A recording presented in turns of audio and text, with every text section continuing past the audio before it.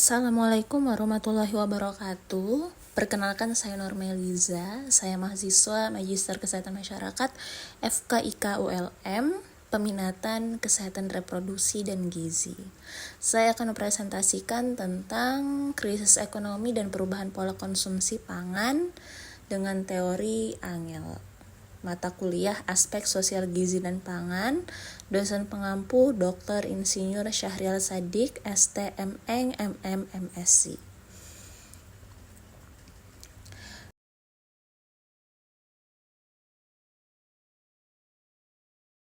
Teori Angel, konsep dan arah hubungan.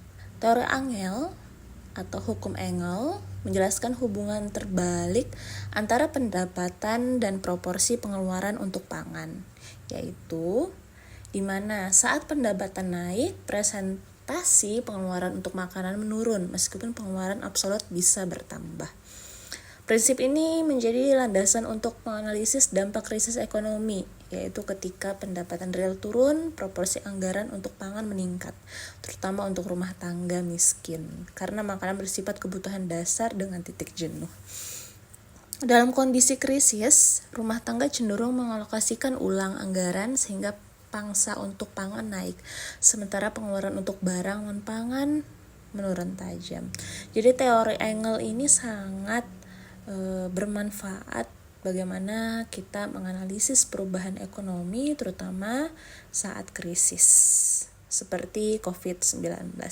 Jadi intinya prinsip utama dari teori Engel ini adalah seiring peningkatan pendapatan, presentasi total pengeluaran yang dialokasikan untuk pangan akan menurun, meskipun jumlah absolut uang yang dihabiskan untuk makanan mungkin saja meningkat. Itu menurut Clemens tahun 2018. Nah, misalnya makanan merupakan kebutuhan pokok yang cenderung memiliki titik jenuh, berbeda dengan barang-barang makanan atau barang mewah yang elastisitas pendapatan yang tinggi. Jadi ada hubungan terbalik di mana dampak krisis ekonomi ini. Adanya penurunan pendapatan real dan daya beli masyarakat.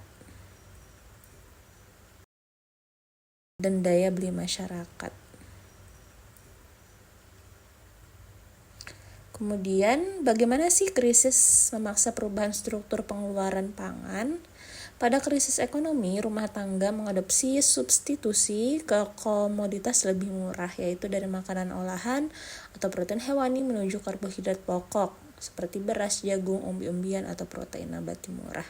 Nah, jadi di sini saat krisis ekonomi di mana ada perubahan dalam pangan rumah tangga, terutama pada kelompok miskin, di mana saat terjadi krisis pendapatan berkurang, maka ada perubahan di mana protein hewani itu diganti menjadi karbohidrat pokok, beras, jagung, umbi-umbian saja, atau bisa diganti dengan protein nabati yang lebih murah, sehingga protein hewani ini tidak tercukupi. Dampak paling tajam terutama bagi masyarakat yang miskin ini adalah memperlebar kesenjangan gizi, terutama jika dalam rumah tangga itu ada balita rentan untuk stunting karena tidak mendapatkan gizi yang seimbang.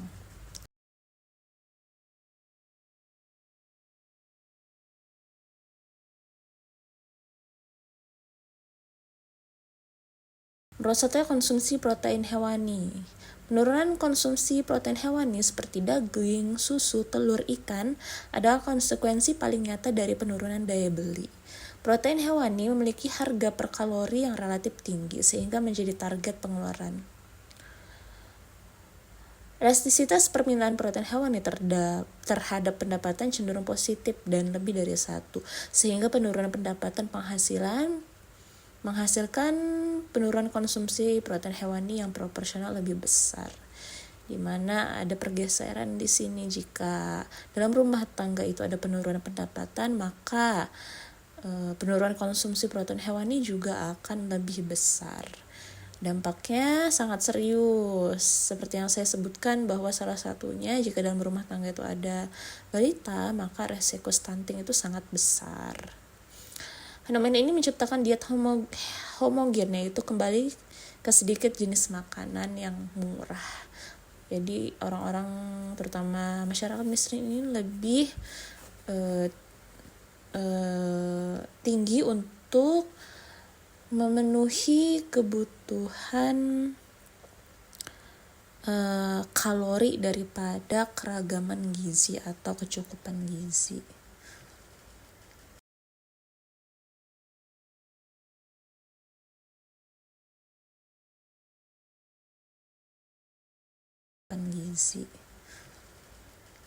Kemudian peran harga relatif dan elastisitas dalam adaptasi konsumsi.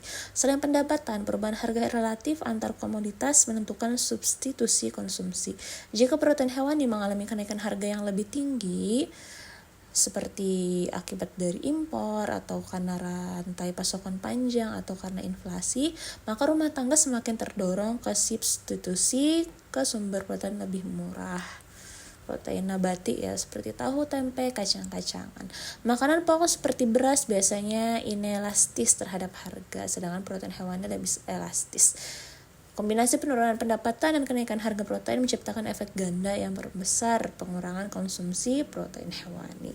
Dalam kondisi ekstrim, beberapa komoditas pokok yang menyerap proporsi besar anggaran dapat menunjukkan perilaku mirip given good pada segmen sangat miskin, namun secara umum adaptasi tetap mengukur kualitas nutrisi demi memenuhi kalori dasar. Ya, ini adanya perubahan pola konsumsi dari protein hewani menuju protein nabati. Contoh kasusnya seperti krisis ekonomi yang terjadi pada COVID-19, tidak hanya di Indonesia, tapi ini juga termasuk isu global di mana seluruh lapisan masyarakat itu mengalami penurunan pendapatan atau mengalami krisis ekonomi karena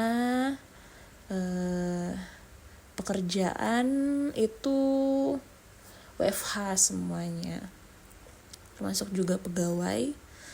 Jadi banyak rumah tangga ini yang menurun pembelian makanan mahalnya, menggantinya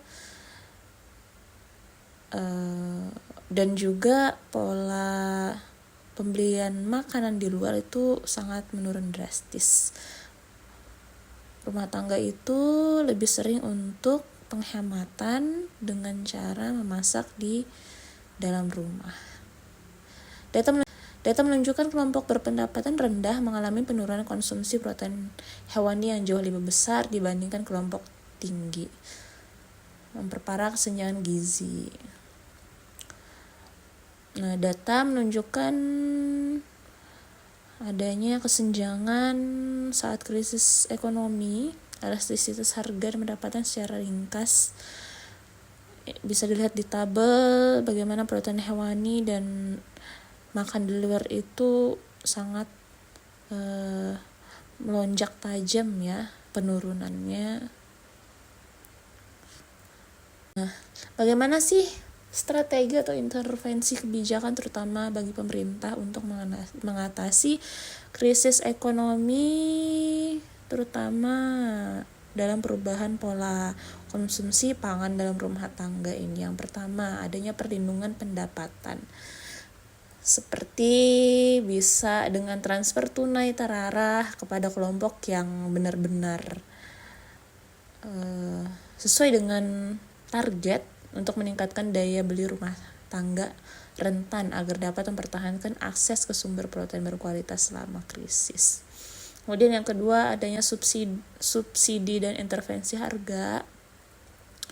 Subsidi harga untuk protein berkualitas murah, misalnya telur, ikan lokal, atau subsidi input bagi produsen lokal untuk menstabilkan pasokan dan menurunkan harga konsumen. Ya, ini bisa pemerintah itu mensubsidi langsung bagaimana mengadakan bahan pangan yang murah untuk masyarakat, atau juga pemerintah ini bisa dengan subsidi input untuk menunjang produsen dari barang-barang tersebut agar barangnya tetap stabil harganya. Kemudian yang ketiga, program gizi terarah tentunya terutama untuk kelompok rentan, yaitu ibu hamil, balita, atau lansia agar dapat menyediakan sumber protein hewani atau alternatif bergizi untuk mencegah stunting dan defisiensi mikronutrien. Sekarang di Indonesia sudah berjalan ya, tapi semoga programnya ini terarah terutama untuk orang-orang yang membutuhkan. Kemudian yang keempat, dukungan produksi protein nabati bisa dengan promosi dan subsidi produksi protein nabati bergizi, misal kedelai, kacang-kacangan sebagai substitusi yang terjangkau dan berkelanjutan. Implikasi jangka panjang dan early warning melalui hukum Engel. Peningkatan pangsa anggaran pangan adalah indikator awal bahwa daya beli tertekan. Hukum Engel dapat berfungsi sebagai sistem peringatan dini, yaitu adanya lonjakan pangsa anggaran pangan menandakan perlunya intervensi kebijakan cepat untuk mencegah penurunan kualitas gizi jangka panjang. Ya, jadi sistem atau teori Engel ini dapat berfungsi sebagai peringatan dini nih jika terjadi krisis ekonomi. Nah, dengan peringatan dini ini kita dapat membuat strategi intervensi atau kebijakan yang sesuai untuk mencegah penurunan kualitas gizi pada masyarakat. Kesimpulan dari hubungan antara krisis ekonomi dan perubahan pola konsumsi pangan menurut teori Engel. Teori Engel ini memberikan kerangka kuat untuk memahami bagaimana krisis ekonomi mengubah pola konsumsi pangan, meningkatkan pasca pengeluaran untuk pangan, namun menurunkan kualitas gizi. Ya, ini dimana adanya pergeseran pangan saat krisis ekonomi dengan dampaknya menurunkan kualitas gizi, terutama melalui pengurangan konsumsi protein hewani. Ya, bergeser dari protein hewani bisa bergeser ke nabati atau bahkan tidak sama sekali ya, menjadi karbohidrat saja. Harga relatif dan elastisitas memperkuat pola substitusi, dan rumah tangga paling miskin menanggung dampak terparah jika adanya krisis ekonomi ini. Kebijakannya yang bisa diambil untuk menangani krisis ekonomi dan perubahan pola konsumsi ini yaitu perlindungan pendapatan, subsidi strategis, program gizi terarah, dan dukungan produksi protein nabati untuk menjaga keterjangkauan dan mencegah konsekuensi jangka panjang seperti stunting. Nah, berikut presentasi dari saya. Semoga bermanfaat. Saya akhiri dengan Assalamualaikum warahmatullahi wabarakatuh.